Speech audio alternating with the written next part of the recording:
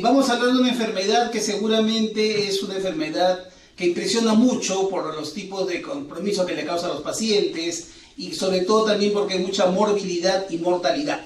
Y entonces el lupus eritematoso sistémico, como vamos a ver, tiene pues sus formas de presentarse y sus diversas manifestaciones, que lo interesante es que las puedan reconocer y ver, ¿no? Este primer amigo que vemos acá, justamente lupus es una palabra latina que significa lobo. ¿Y a qué se refiere? A que, como ustedes pueden ver ahí señalando con el puntero, pueden ver cómo en el lobo se forma pues esta situación de tener esa coloración justamente alrededor de la pirámide nasal, ¿no? Y que más o menos algunas pacientes de lupus, como vamos a ver después, presentan el famoso rash malar a esa altura. Entonces, por eso es lo de lupus, ¿no? Relacionado al lobo. No es que ahora que ha estado de moda la familia Stark y el Juego de Tronos, pues es una enfermedad clásica de esa familia, no es así. Sino que lupus, como les digo, viene del latín, y latín es lobo. Y entonces es eritematoso porque justamente la lesión que aparece en la persona afectada es de tipo eritematoso, el famoso rash malar, y es sistémico porque vamos a ver cómo afecta a otros órganos y sistemas de variada forma, ¿no? Es una enfermedad autoinmune, que recordando las clases pues, del pregrado, ya sabemos que el autoinmune es por motivos que no sabemos y que el sistema de defensa, en lugar de defendernos, comienza a atacarnos y que según el sitio donde ataque puede causar una u otra alteración sistémica. En este caso es básicamente pues, una inflamación, que es lo que se desencadena, y crónica porque los pacientes con lupus van a tener la enfermedad durante toda su vida. Sin embargo, no quiere decir que toda su vida va a estar activa. Entonces, la etiología, como les pongo ahí, es desconocida. Hay varias teorías de que hablan de gérmenes externos que lo podrían desencadenar, pero que definitivamente, como vamos a ver después, todo paciente que la hace tiene que tener una carga genética. Y eso también es una situación a tratar de dilucidar y ver, porque vamos a ver porque hay familias que presentan la enfermedad, pero raramente hermanos que la tienen y otros hermanos que no. Entonces, por eso es que se habla de un factor externo que lo desencadenaría, pero en personas que ya tienen la carga genética previa. Y lógicamente cuando hay el desencadenamiento, las manifestaciones clínicas son muy variadas y su evolución y pronóstico también. Entonces eso es lo que caracteriza básicamente a esta enfermedad. Ese también es otro símbolo de lupus, que es la mariposa, las alas de la mariposa, que también un poco como que lo trata de describir el rash malar que presenta la persona en la cara.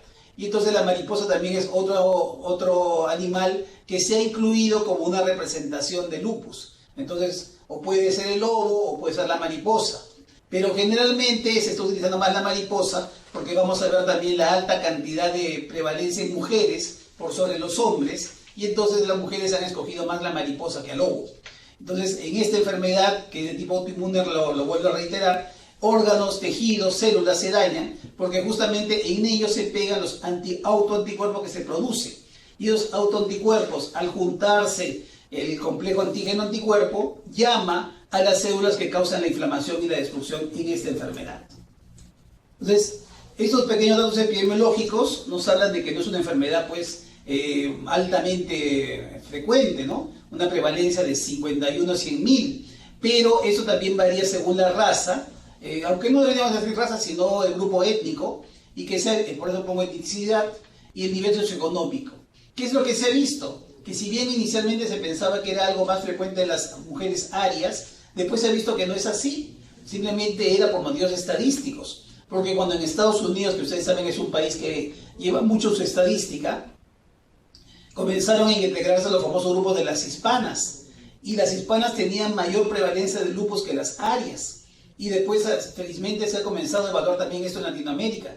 En Latinoamérica existe el grupo GLADEL, que es un grupo de estudio latinoamericano de lupus, y que justamente ha hecho estadísticas propias. Y estadísticas propias de GLADEL, como un pequeño resumen, decirles nomás, de que han visto que hay una diferencia en la prevalencia de este grupo en Latinoamérica, entre los que somos mestizos, y los que somos mestizos arios, como por ejemplo en Argentina.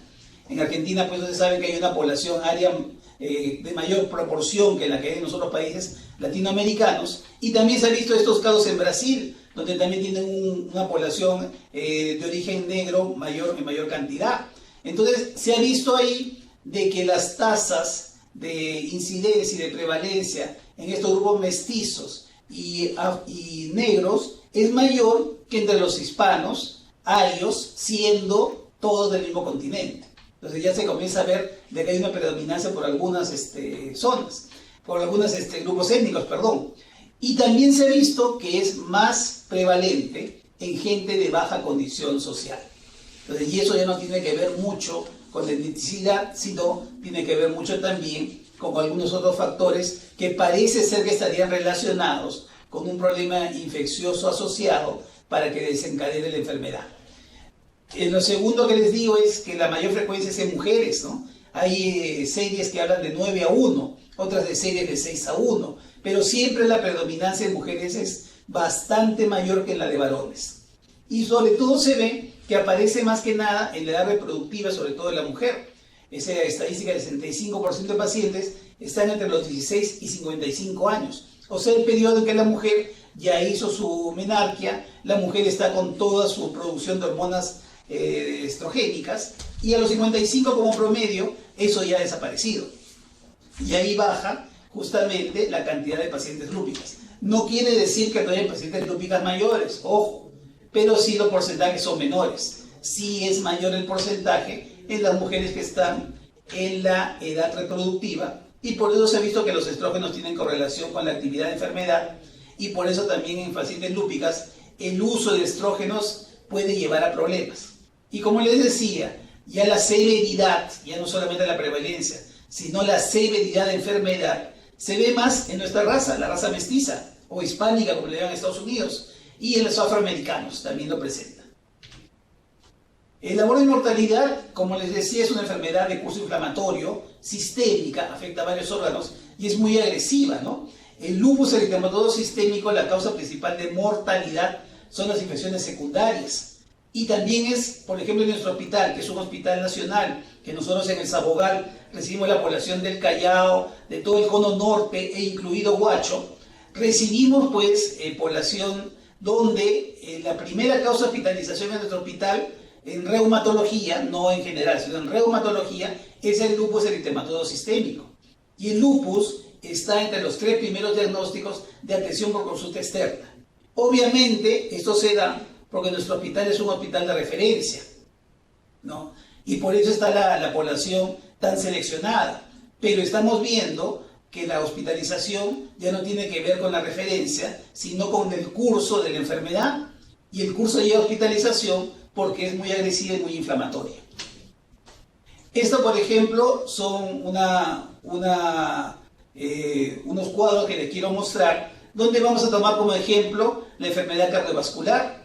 Y entonces, la cardiovascular lo estamos utilizando a todo nivel, ¿no? ¿Recuerdan ustedes los estudios de Framingham, ¿no? La ciudad de Framingham, la corte de Framingham, donde se hizo donde se hace hasta ahora un seguimiento a los habitantes de ahí, y de ahí se han sacado varias cosas importantes, como la importancia para la causa de la enfermedad cardiovascular del colesterol, como el sobrepeso, como la hipertensión, y después también se ha ido asociando la presencia de diabetes, el tabaquismo, y que todas estas se han visto que son causas de enfermedad cardiovascular, ya sea para DCBs, ya sea para el stroke, etcétera, etcétera, etcétera. Entonces, ¿qué es lo interesante con el lupus? Que cuando se ha tratado de poner estas evaluaciones en pacientes con lupus, se ve que el lupus es un factor que aumenta más del doble el riesgo de eventos cardiovasculares frente a población general. Traduciendo esto, en población general, que puede tener un riesgo como de 2 de ser enfermedad cardiovascular, 6 factores de riesgo, si el paciente además es lúpico, tiene ya un riesgo como de 4 o más, o sea, más de 2.6 veces superior que el de población general. O sea, solamente tener lupus y es un factor que agrava el riesgo de enfermedad cardiovascular. Y entonces acá podemos ver diferentes valores relacionados a estos y el score que da para la evaluación cardiovascular, y vemos que el SLEDAI es un cuestionario que utilizamos para evaluación de la actividad de pacientes lúpicos. SLEDAI significa, por las siglas en inglés, SLE, Systemic Lupus Erythematosus Disease Activity Index, o sea, es el índice de evaluación de la actividad de la enfermedad de lupus eritematoso sistémico. Y que ese índice del SLEDAI puede ir de valores tan bajos como un pequeño flare como de 4, o sea, una activación de lupus leve, hasta activaciones muy altas de 10 y 12. Pero miren, ya con un SLEDAI mayor de 2, o sea que es simplemente que el lupus está presente, el riesgo cardiovascular aumenta más, ¿no?, que si por ejemplo fuera por la edad, que si por ejemplo fuera masculino, ¿no? Y si a eso le vamos sumando otros factores, como la presencia del anticoagulante lúpico, que es un anticoagulante que se presenta en el lupus, o el consumo de complemento, la hipocomplementemia con el C3 promedio bajo, miren cómo se va sumando más y más score. O sea, conforme el paciente lúpico tiene más actividad y tiene más presencia de la enfermedad, el riesgo cardiovascular se eleva, independientemente de otros factores de riesgo cardiovascular, y que inclusive esta elevación es mayor que otros factores conocidos, ¿no? Como por ejemplo la hipertensión o el colesterol. Miren, el score solamente por hipocomplementemia es similar a estos factores. Entonces, y que la diabetes también superior. Entonces, miren el riesgo del seguimiento que se le debe de hacer al paciente con lupus de que pueda ser un evento cardiovascular. Entonces, es importante reconocerlo y entenderlo, ¿no? Paciente que tiene lupus, hay que darle recomendaciones del caso para el cuidado cardiovascular, inclusive si no fumara, inclusive si no tuviera diabetes o alguno de los otros factores de riesgo tradicionales. ¿Qué ocurre pues en el lupus? Básicamente se pierde pues la tolerancia, ¿no? Porque por la tolerancia nuestra inflamación no se desencadena y entonces una respuesta inmune alterada. Y como les decía, hay factores genéticos y desencadenantes ambientales que no han sido definidos. Vamos avanzando con esto para pasar al otro punto que nos interesaba, que era reconocer la enfermedad. Entonces, esto del factor genético es bien importante, porque si bien no va a definir que el hijo del lúpico va a ser enfermedad, o sea, como pongo ahí, no es suficiente para causar enfermedad, sí se ha visto que en gemelos, tanto monocigóticos como en disigóticos, hay un porcentaje mayor de lúpicos que los que no lo son. Y en familias que tienen lupus, ya se han identificado algunos genes que pertenecen a esas familias. Por eso es que entre familiares de pacientes con lupus hay 10 veces más posibilidad que lo haga que la población general, ¿no? Y son justamente el complejo mayor de histocompatibilidad, sobre todo el HLA-1, el HLA-B8 o el HLA-DR3, que están más relacionados al lupus. Y esto se ha visto porque se han tomado muestras de familias y de personas que tienen lupus. O sea que definitivamente la persona que tiene lupus tiene una base genética para hacerlo. Pero esta base genética también necesita de algo que lo desencadene. Y entonces, ¿por qué no desesperamos tanto de que el paciente con lupus se cuide del sol? No porque le vaya a salir el rash, sino porque la radiación ultravioleta se ha visto que aumenta la actividad del mismo y lo empeora en un 70% de pacientes. Miren, ¿cómo lo hace? Porque comienza a matar a las células, los queratinocitos que están en la parte superficial de la piel, les causa apoptosis, o sea, muerte celular. Y eso altera el DNA, y el DNA ya se comienza a comportar como algo extraño a la persona. Y obviamente si hay algo extraño a la persona, se va a producir un anticuerpo contra eso extraño. ¿Cuál? El anticuerpo anti-DNA, que es un factor de actividad lúpica. Entonces, esto comienza a haber alteraciones de ese tipo, y las proteínas intracelulares también comienzan a alterarse. Entonces, esto es, por ejemplo, el factor ambiental.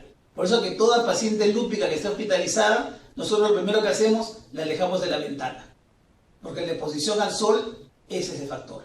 Paciente lúpica debe utilizar sombreros anchos, debe utilizar bloqueador solar lo más potente que se pueda, ¿no? Y obviamente lo mejor sería que se aleje del sol, porque también se le mancha la cara y van a ver cómo hay otros cambios en la piel. Pero esto es bien importante. Ahora, no quiero decirle que solamente este factor es el causante, porque también hay algunas infecciones previas que pueden causarlo, pero es un factor importante que es identificado. Entonces es bien importante, y encima ustedes saben que Perú está caracterizado por tener uno de los países con mayor exposición para estos problemas de exposición de rayos ultravioleta. Esta alteración de la respuesta inmune va a hacer que se formen anticuerpos contra las alteraciones del anti-DNA. Por eso que los anticuerpos anti-DNA de doble cadena son los anticuerpos más estrictamente estudiados en lupus. Es interesante esto, una pequeña palabra sobre él, porque es uno de los pocos anticuerpos que también nos sirve para ver actividad de enfermedad.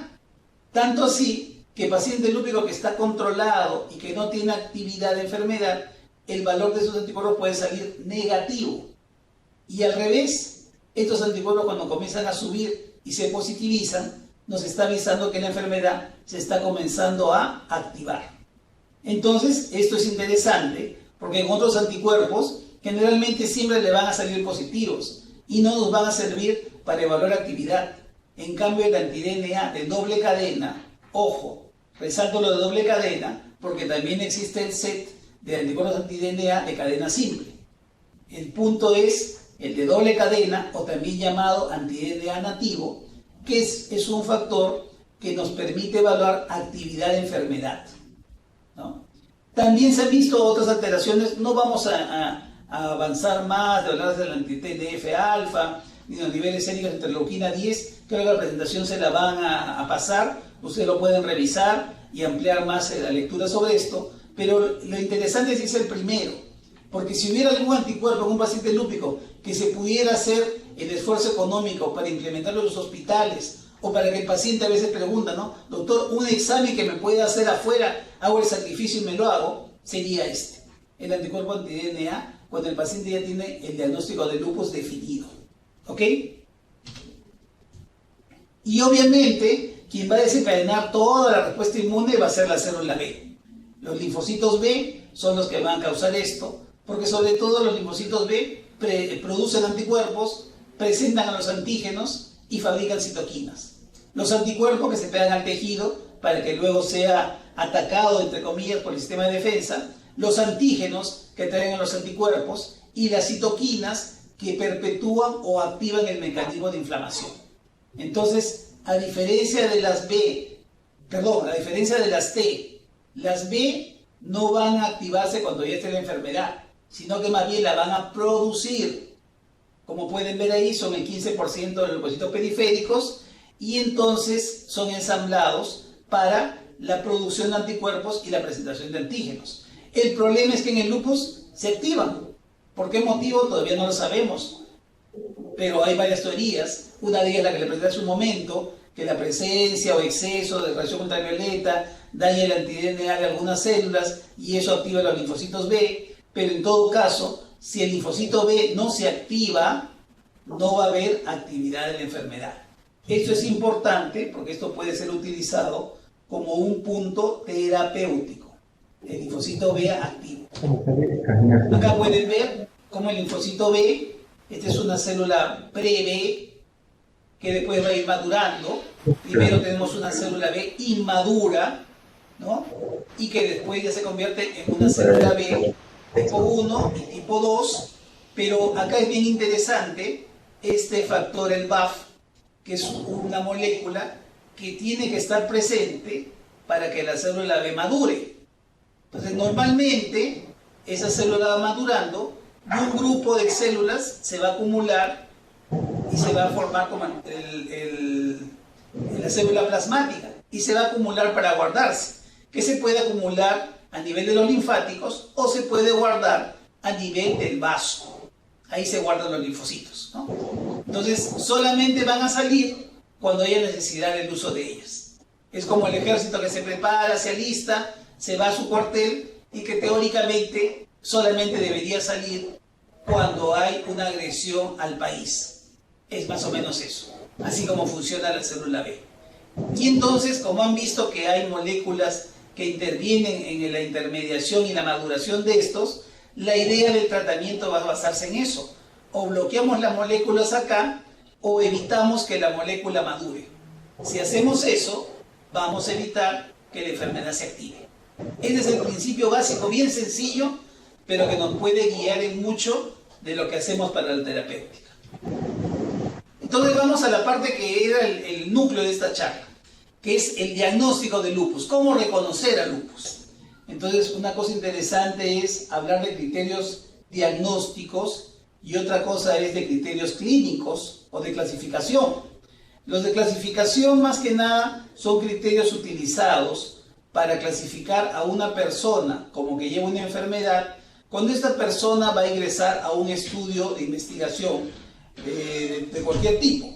Entonces, esos criterios de clasificación han servido para que diversas personas ingresen a estudios clínicos en el curso de la historia de la reumatología.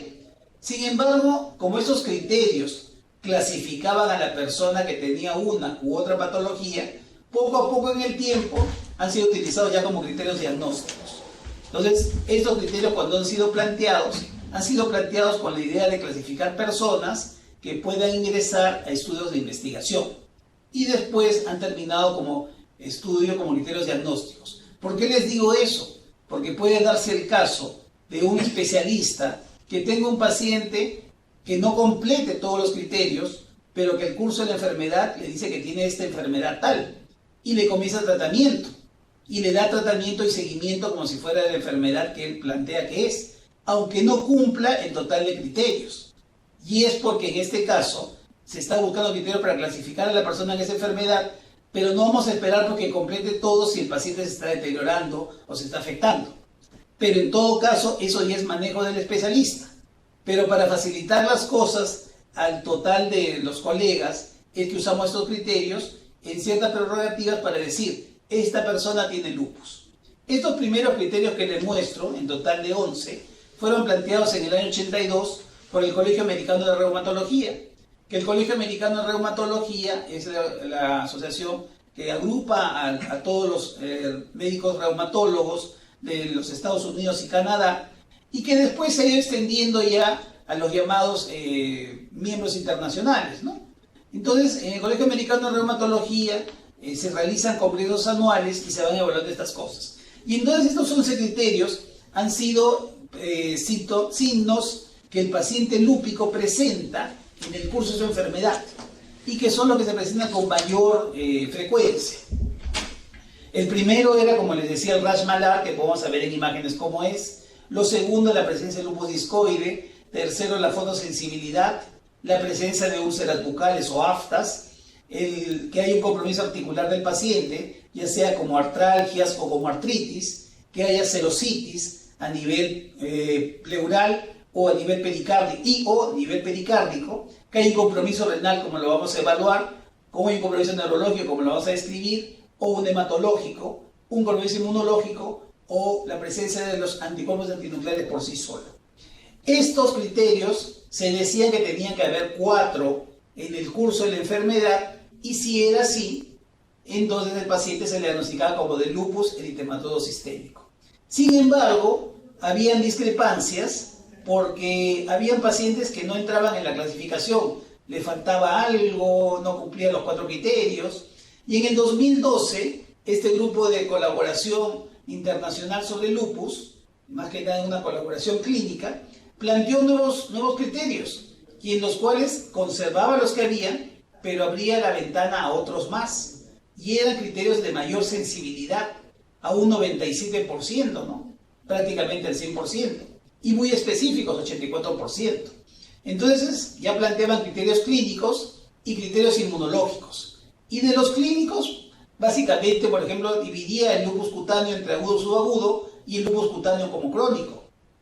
Hablaban de úlceras orales, pero también nasales, porque había pacientes que a veces tienen las aftas o tienen úlceras, no en la boca, sino también en la nariz. Hablaban de alopecia, que antes no era considerado un criterio. Hablaba de artralgias o artritis de más de 2, porque antes con una sola ya querían clasificarlo como lupus. La serositis se mantiene, como el compromiso renal, el neurológico, y ya la anemia hemolítica la pone como un criterio separado, porque en el criterio anterior, el criterio hematológico era anemia hemolítica o trombocitopenia o leucopenia por 2 veces cada una de ellas.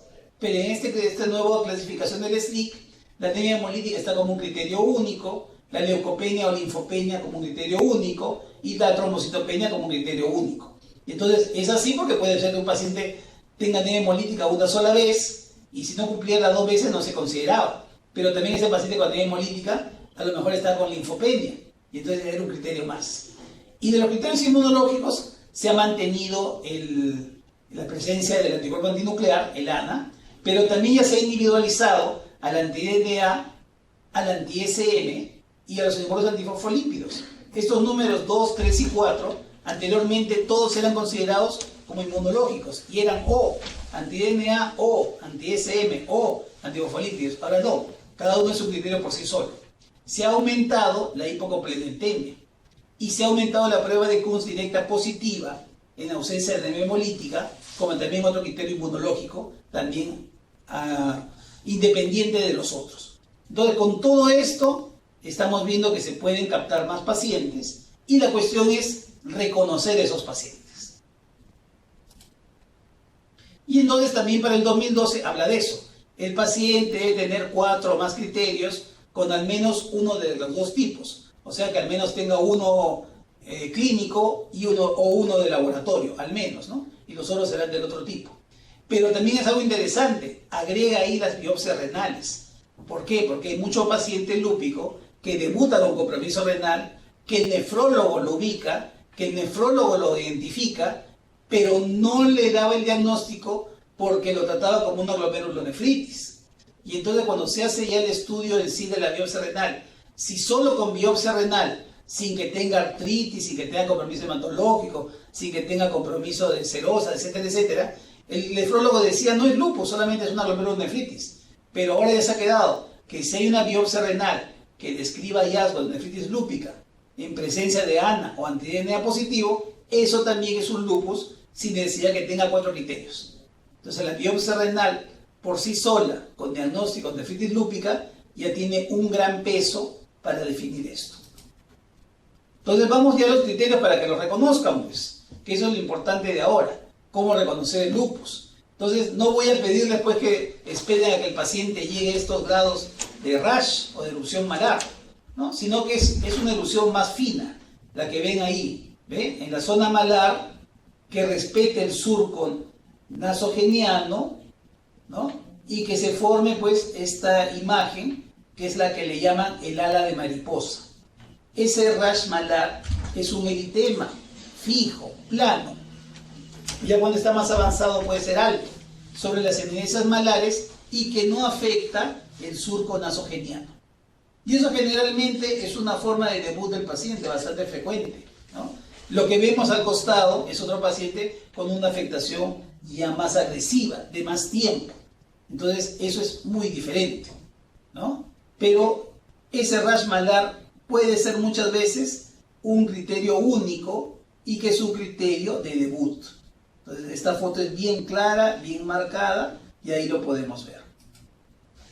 Luego hablamos ya de cuando hay compromiso cutáneo ya más severo y hablamos del llamado lupus discoide, que como pueden ver en este caso es en cuero cabelludo que tiene una exposición directa de la luz solar, ¿no? Entonces el paciente lúpico no sabe que tiene lupus, no usa una protección en su cabeza y miren este cuero cabelludo cómo se ha afectado. Ya pueden ver ahí, por un lado, hay placas eritematógenas altas como describe acá, pero también hay descamación alrededor, ¿no? Y entonces se forman cicatrices. Entonces el lupus discoide ya es un cuadro de lupus más agresivo y que también se da sobre todo con la exposición solar. Y podemos ver ahí cómo es diferente al rash malar, que solo era un ligero eritema. En este caso ya hay una horadación del tejido de la piel. Este caso, por ejemplo, es cuero cabelludo, pero eso también se puede dar en regiones de piel que están en exposición al sol. La fotosensibilidad es otra característica también, que es una erupción cutánea, miren esa eritema tan marcado, y que justamente se ve bien claro, que aparece en las zonas que están expuestas al sol. Esta es una persona que usa su ropa normalmente, y como pueden ver, esas zonas que no son protegidas por la ropa, ha hecho una reacción bastante fuerte a la exposición de luz solar. Inclusive pueden haber momentos que se formen bulas, que se formen flictenas y que entonces todo eso es simplemente por la exposición al sol. Ahora nos entienden a los reumatólogos, cuando nuestras pacientes hospitalizadas las alejamos de la ventana. Ese es el motivo. No vamos a hacer pues experimento con la paciente a ver si tiene su fotosensibilidad muy incrementada o no. Y por eso es que a nuestra paciente le decimos siempre su protector solar, siempre su sombrero ancho y mejor evitar la luz del sol. Pero también lamentablemente, no lamentablemente, pero bueno, se da que muchas de estas mujeres son jóvenes y quieren ir a la playa como van las amigas, como va la familia.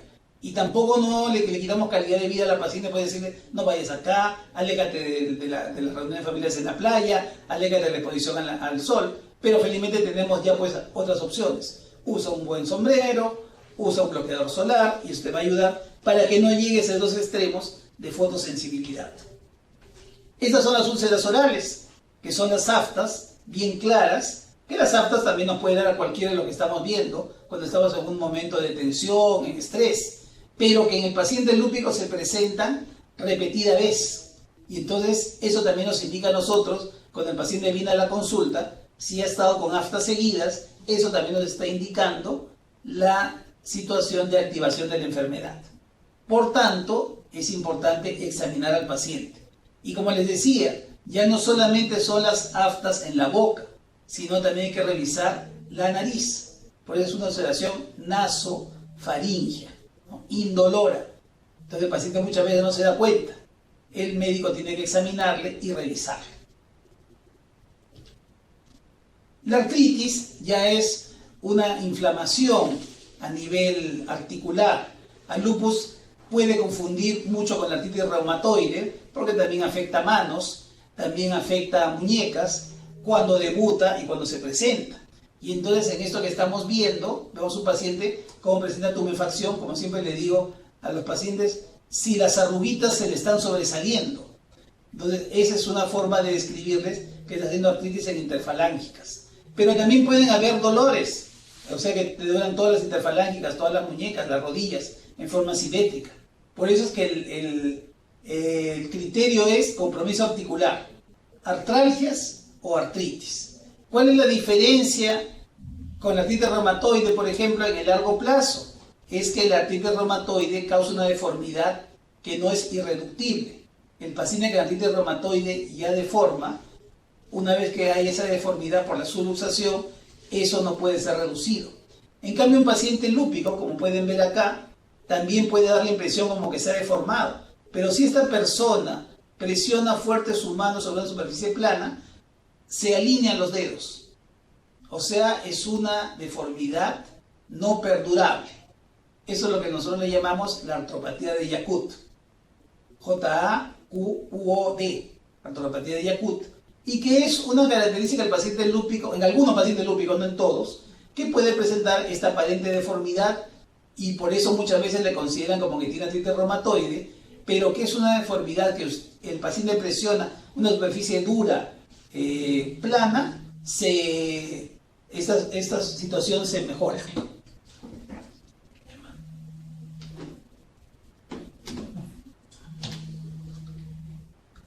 La característica también es la serositis, ¿no? Que la serositis es en este caso el derrame pleurítico, ¿no? Con frote, con dolor o sin dolor, y que como pueden ver acá, ambos costos senodiafragmáticos están borrados, tanto el derecho como el izquierdo. Este es un derrame de gran extensión. No siempre los derrames van a ser así extensos, pero están ahí presentes. Entonces, esto también es una característica de paciente que sin estar sin tos, sin cuadro de sospecha de, por ejemplo, una tuberculosis, de repente presenta un derrame pleural y solamente aparece porque tiene un dolor pleural, se saca su placa de rutina y aparece esto.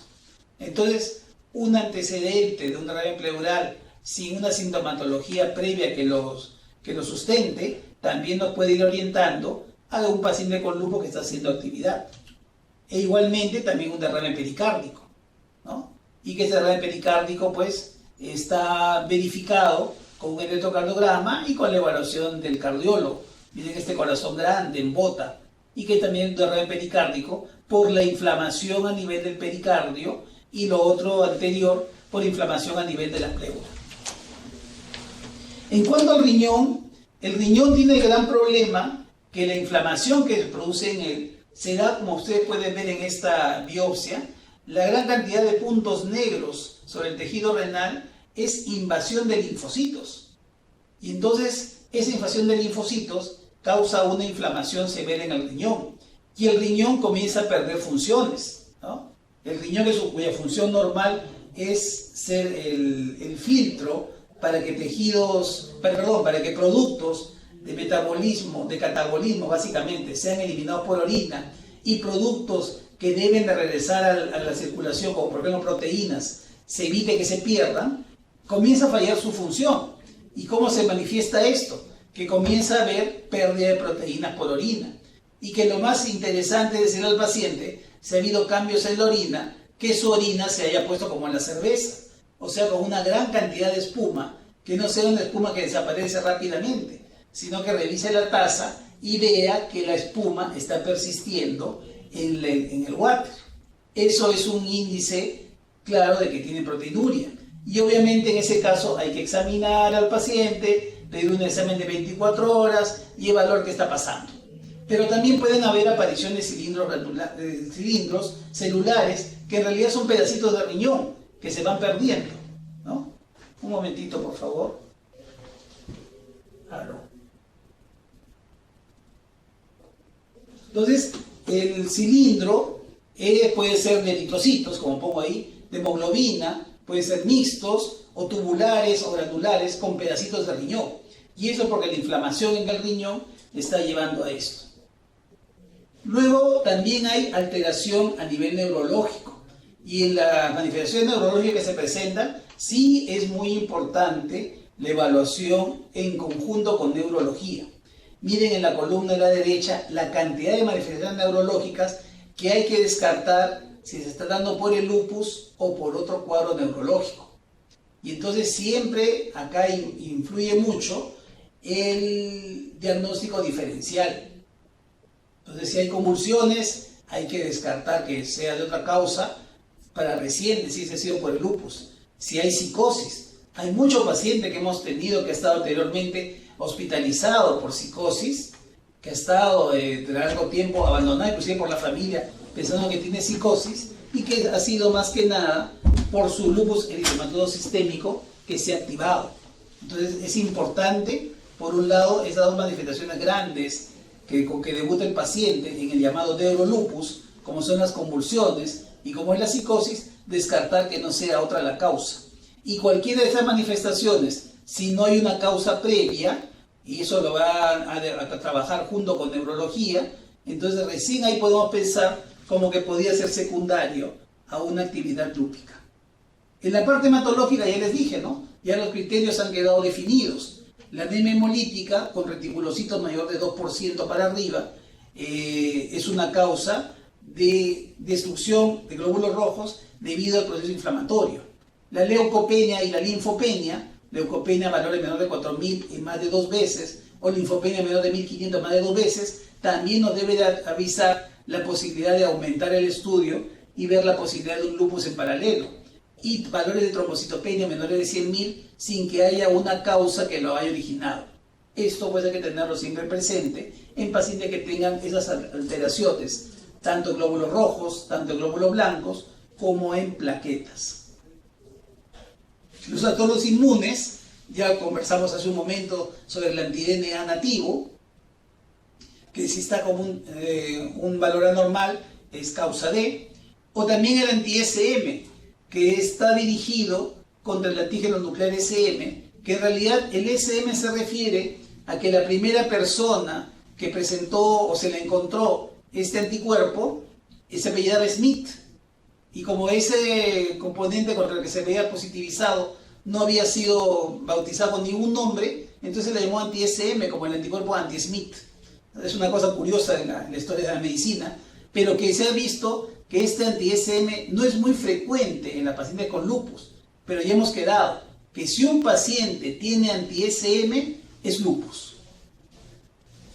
Como le vuelvo a repetir, no es muy frecuente, pero paciente con sospecha de lupus que tiene anti-SM positivo ya confirmaron el diagnóstico. Es más específico que cualquiera de los otros anticuerpos, pero no es muy frecuente. Por eso es que no se pone como la primera posibilidad diagnóstica. Pero si hay un paciente que hay sospecha de lupus y que tiene anti-SM o por algún otro motivo se ha sacado un perfil de anticuerpos y le sale anti-SM positivo, envíelo al reumatólogo. Es un lupus y hay que evaluarlo más para ver qué otros compromisos pueda tener. Luego tenemos los antifosfolípidos. Son otros anticuerpos que también se desencadenan en el lupus y que el antifosfolípido, pues como su nombre lo dice, es un anticuerpo contra la membrana fosfolipídica, la membrana celular de cualquier célula. Y entonces este antifosfolípido se va a presentar como un anticuerpo IgG o IgM y que eso causa destrucción de la célula que lo presenta. Y que el paciente se presenta con problemas de trombosis.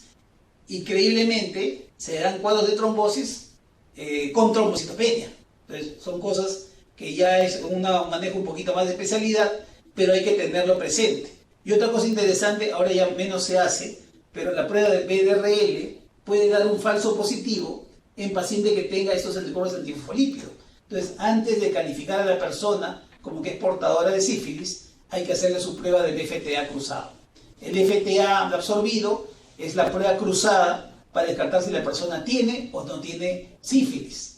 Si el FTA le sale negativo, no tiene sífilis. Pero como le han hecho ese FTA porque el BDRL salió positivo primero, esa persona tiene anticuerpos antifosfolípidos y debe de entrar en su estudio porque tiene una carga de una enfermedad autoinmune en sí, que puede ser que solamente tenga los antifosfolípidos, que en ese caso se le llama síndrome antifosfolipídico primario, o que sea un síndrome antifosfolipídico secundario, donde lo más frecuente que sea de lupus. Entonces, BDRLs positivos, falsos positivos, ojo, porque si sale positivo hay que hacer el FTA. BDRLs falsos positivos, hay que comenzar a buscar lupus. Les decía acá los anticuerpos en lupus, el anti-DNA, ya les he adelantado eso. Como pueden ver, el anti-DNA es más frecuente en 40-70% de pacientes con lupus, activos sobre todo, y el anti-SM, que si bien es específico, solamente se encuentra en 15-30% de veces, ¿no? Su importancia aumenta si el anti-DNA nativo es negativo, porque puede ser que el anti-DNA sea negativo y piensen no tiene lupus. Entonces el anti-SM define. Si está positivo, sí es lupus. Avancemos un poquito más, que nos está ganando la hora. Acá vemos pues los patrones que ven en la inmunofluorescencia. Se ve cada uno de los patrones clásicos, ¿no? Por ejemplo, acá se ve el patrón moteado, el patrón homogéneo, donde la coloración es completa en el núcleo, porque son para las pruebas del anticuerpo antinuclear. Este es el periférico, y acá los puntitos que se presentan dentro del núcleo, porque solamente tiña el nucleolo. Entonces, esos son los patrones más conocidos, el moteado, el homogéneo, periférico, y de los cuales el lupus el más frecuente es el homogéneo. Incluso también ya se está discutiendo sobre cuál es el título adecuado, porque pueden haber pacientes con anticuerpos antinucleares con títulos bajos, uno en 40, uno en 80. Ya un poco como que se está llegando al consenso que un título de anticuerpo antinuclear sugerente de lupus sería un título de 1 en 320. O sea, un patrón homogéneo bastante alto. ¿Por qué? Porque como van a ver una serie de causas, inclusive por el uso de algunos medicamentos, que pueden dar esta prueba como positivo. O también otras entidades endocrinológicas, gastroenterológicas, etcétera, que también dan esta prueba positiva. Y entonces cuando hablemos de lupus, hablemos de un anticuerpo antinuclear positivo, pero a una titulación alta. 1 en 320 es lo que más o menos está llegando a consenso. Otras manifestaciones cutáneas, la alopecia, las palmas lúpicas. Sobre la alopecia es importante definirla también, porque no hay que confundirnos con la alopecia del paciente que nos dice: cuando me peino se me cae el cabello, cuando me lavo la cabeza se me cae el cabello. Probablemente la alopecia que nos interesa más sea aquella que es espontánea. Y entonces es una pregunta muy importante al paciente: señora, señorita, ¿usted en la mañana que se levanta, su almohada está llena de pelos? Entonces muchos pacientes dicen: no, doctor, esa hora no tengo nada, es cuando me peino, cuando me lavo la cabeza. En ese caso ya plantea mal implante capilar. Pero si es alopecia y además alopecia espontánea, que el pelo se cae solo, que el paciente a veces nos dice, mi almohada se llena de pelos, o al mediodía mi saco está lleno de pelos y no me he peinado esa hora, no me lavo la cabeza, nada. Entonces ahí sí, esa está más relacionada con la alopecia relacionada a lupus, a diferencia de la alopecia por mal implante capilar o por otras causas.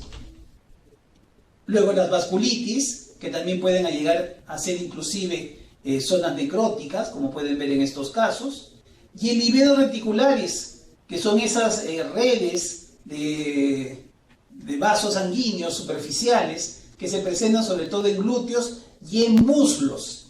Bien importante, cara anterior de muslo. Muchas veces al paciente lo examinan y hacen levantar el pantalón hasta la rodilla. Y el lúpico no le ven el muslo. Ahí está el problema. El livedo también es algo que nos puede orientar. No es una característica ya diagnóstica o de clasificación, pero es muy sugestiva. Entonces también hay que verla. En caso que aparezca, orientar el diagnóstico. Esto también ya es un paciente con una serie de notables edemas, que es secundario a la glomurulonefritis, secundaria a la nefropatía lúpica, ¿no?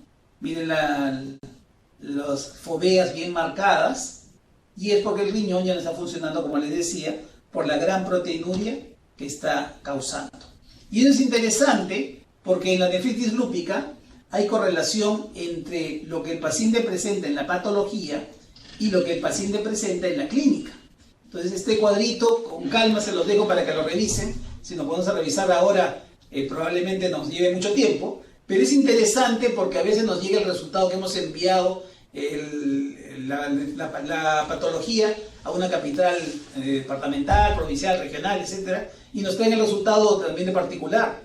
Y entonces queremos correlacionar lo que ha salido con lo que el paciente presenta. Entonces este cuadrito le va a ser muy útil para definir el grado de daño y ya hacer una mejor referencia o pedir una mejor opinión del nefrólogo o del reumatólogo. Tratamiento actual del lupus, ya me salgo un poco de cómo identificarlo. Creo que ya bastante les he presentado cómo identificarlo. Y el tratamiento es bastante variado, ¿no? Pero como pueden ver, una parte muy importante del mismo es el uso de inmunosupresores. La ciclofosfamida, el micofenolato, el metrotexate, la azathioprina, todos ellos son inmunosupresores. Y es porque el tratamiento pues está en bloquear a las células que se han alterado y hay que eliminarlas para que no causen el daño. Pero también hay los dos extremos del tratamiento. Mejor que eliminar esas células, mejor hay que hacer que el paciente no se le active su enfermedad. Y la piedra de toque en eso está aquí, en los antimaláricos, sobre todo en la hidroxicloroquina. El uso de los antimaláricos, se ha visto que los pacientes que lo utilizan, la tasa de activación y la tasa de recaída es muy baja, ¿no? Entonces el paciente que no los usa se activa. Entonces siempre nos hemos quedado con la duda de cuál era el papel inmunológico de los antimaláricos. Al final parece ser que es un bloqueo de activación. Y obviamente lo que le dije hace un momento, cuando le presenté ese cuadro de las células B, era en dónde funcionan los biológicos. Y los biológicos justamente van a bloquear al BAF. Entonces no van a actuar sobre la célula, sino sobre el objetivo madurador del mismo. Y entonces si la célula no madura, no va a llegar a causar todo el daño que produce en el lupus. Entonces es una forma, así trabaja el tratamiento con agentes biológicos, evitar que la actividad de la enfermedad se dé, ¿no? Y obviamente hay otro medicamento que también ya lo tenemos en salud, que es el rituximab, que el rituximab también se está utilizando porque también corta la maduración de la célula B. Ahora, es un corte de maduración más precoz, más inicial, porque bloquea el anti-CD20, que es un madurador de la célula, y por eso que su papel en el lupus no es tan específico, porque ahí vemos de que no solamente es el corte de la célula B, sino también es la parte del complemento y de otros sitios. Pero es algo que lo utilizamos también como una alternativa de tratamiento.